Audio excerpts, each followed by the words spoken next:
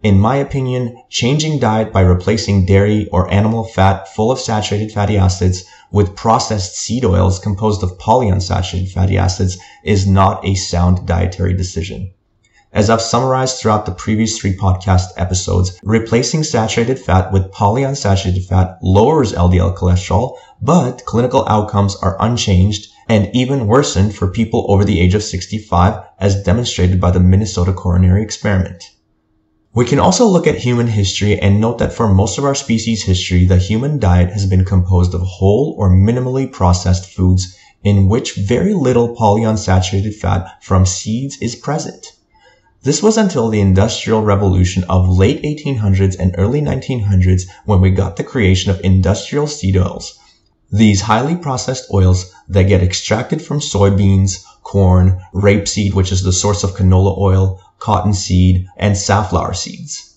In the last 100 years, consumption of these seed oils and their polyunsaturated fatty acids has increased dramatically worldwide, with as high as a 3 times increase in the US specifically.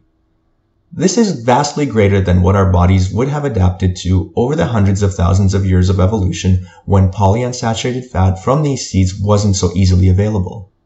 Now, the amazing thing about the human body is its capacity to adapt to different stress and stimuli.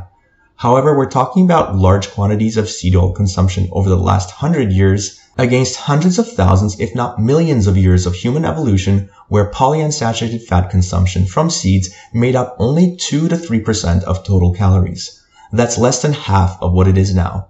In my opinion, that's too great of an increase for human metabolism to be able to adapt and still function optimally. With evolution, there are always trade-offs. Something else must suffer to allow for the capacity for that increase.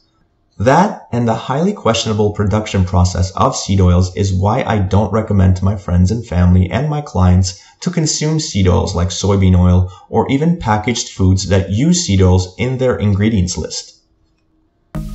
Thanks for checking out that video. I hope you liked it. Here are a couple more for you to check out.